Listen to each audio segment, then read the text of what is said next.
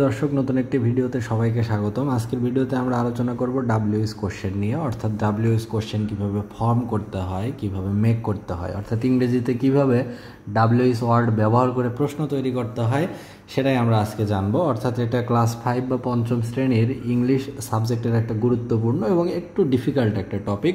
এখানে অ্যান্সার দেওয়া থাকে এবং সেখান থেকে ডাব্লিউএস ওয়ার্ড ব্যবহার করে সেখানে প্রশ্ন তৈরি করতে হয় এবং অ্যান্সারের নির্দিষ্ট একটি অংশে আন্ডারলাইন করা থাকে বা নিচে দাগ দেয়া থাকে, ওইটাকে বেস করে প্রশ্ন তৈরি করতে হয়। তো আমরা ধারাবাহিকভাবে বেশ কিছু প্র্যাকটিস আমরা করছি। তো এই অংশটুকু নেওয়া হয়েছে জয় জয় দিন পত্রিকা থেকে, জয় জয় দিন পত্রিকার পড়াশোনা অংশ থেকে এই অংশটুকু নেওয়া হয়েছে। তো এখানে 30 নাম্বার বা 30 নাম্বারে বলছে যে হি প্লেস ক্রিকেট। তাহলে হি প্লেস ক্রিকেট, এটার প্রশ্ন হচ্ছে ক্রিকেটের নিচে দাগ। তাহলে ক্রিকেটের নিচে দাগ থাকলে হবে হোয়াট ডাজ হি প্লে, অর্থাৎ সে কি খেলে, তাহলে উত্তর হবে হি প্লেস ক্রিকেট। 31 নম্বরে বলছে হি লুকস টায়ার্ড, অর্থাৎ তাকে দেখে ক্লান্ত মনে হচ্ছে, তাহলে টায়ার্ডের নিচে দাগ। এখান থেকে প্রশ্ন তৈরি করতে হবে এইভাবে যে হাউ ডাজ হি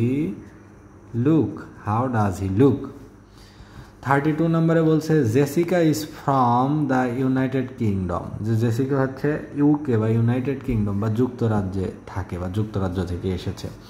তাহলে এটা যেহেতু জায়গার নাম, এখান থেকে প্রশ্ন ডাব্লিউএস ওয়ার্ড হবে ওয়ার। তাহলে where is Jessica, where is যে বড় হাতের যেহেতু প্রপার নাউন, তাহলে ওয়ার ইজ জেসিকা ফ্রম, অর্থাৎ জেসিকা কোথা থেকে এসেছে। 33 নম্বরে বলছে people come to Sholakia to celebrate it.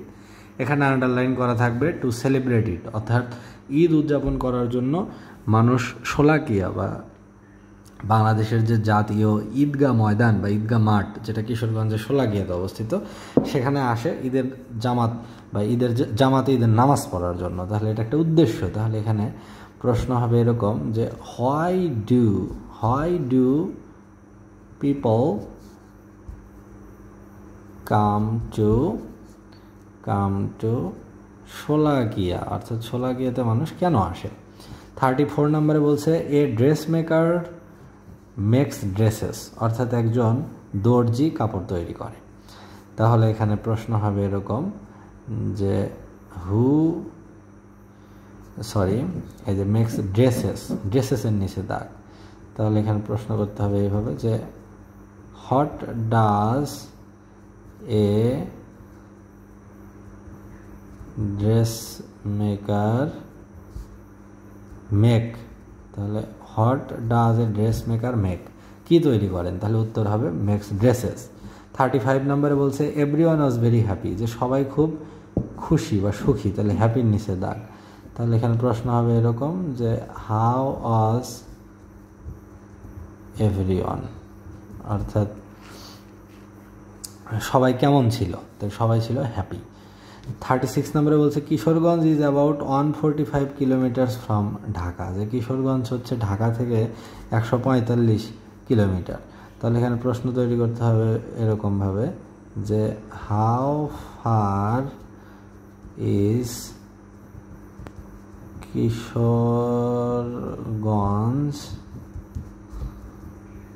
From Dhaka, যে how far is Kishoreganj from Dhaka.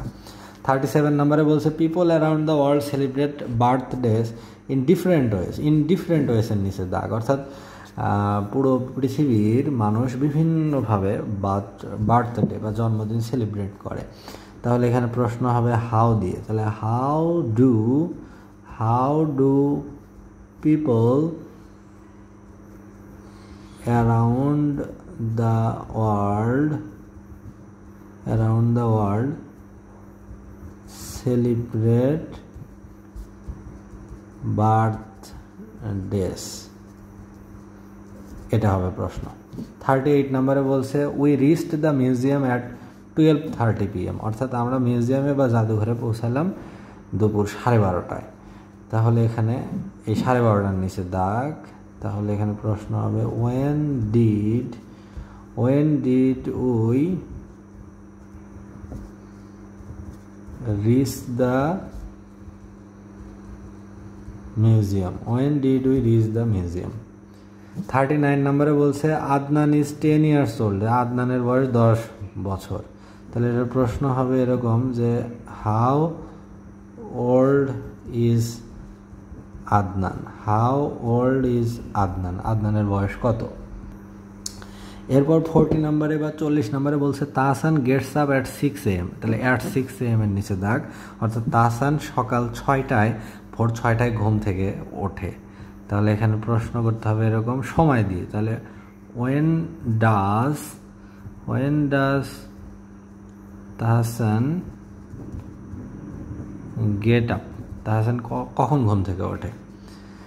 41 নম্বরে বলছে Tamim place cricket on weekends, on weekends মানে সপ্তাহান্তে বা সপ্তাহের ছুটির দিনে, সাধারণত শুক্রবার, আমাদের দেশে শুক্রবার এবং বহির্বিশ্বে ধরা হয় উইকেন্ডকে রবিবার। তাহলে যে কালচারের বা যে কান্ট্রিতে যেটা উইকেন্ড ধরে সে অনুযায়ী করতে হবে যে তামিম ক্রিকেট খেলে উইকেন্ডে বা সপ্তাহের ছুটির দিনে। তাহলে এটা উইকেন্ডে, এটা ধরো সময় দিয়ে প্রশ্ন। তাহলে when does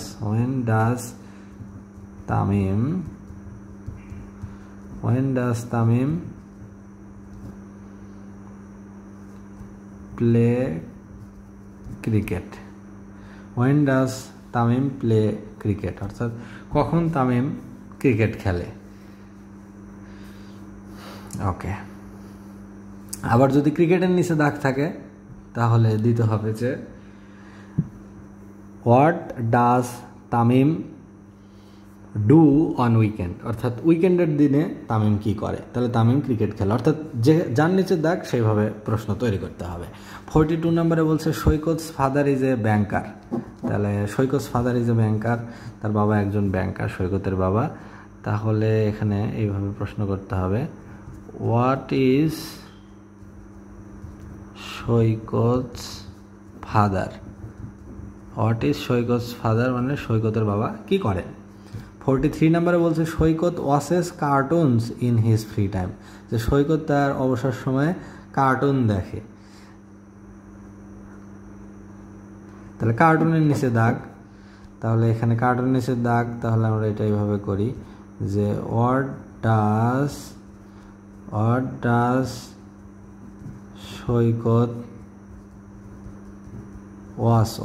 Saikat watch in his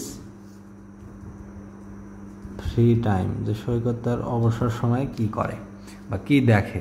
44 নম্বরে বলছে Saikat's mother enjoys swing in her free time, অর্থাৎ সৈকতের মা অবসর সময়ে সুইং বা সেলাই করতে পছন্দ করে। তাহলে এখানে সুইংয়ের নিচে দাগ, তাহলে এখান থেকেও আমরা প্রশ্ন করবো এইভাবে হোয়াট ডাজ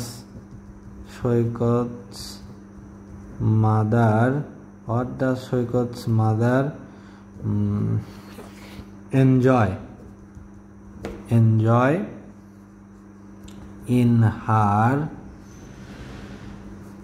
ফ্রি টাইম, অর্থাৎ তার অবসর সময়ে সৈকতের মা কি করতে ভালোবাসেতে, she loves সুইং বা she enjoy সুইং, অর্থাৎ তিনি সেলাই করতে পছন্দ করে।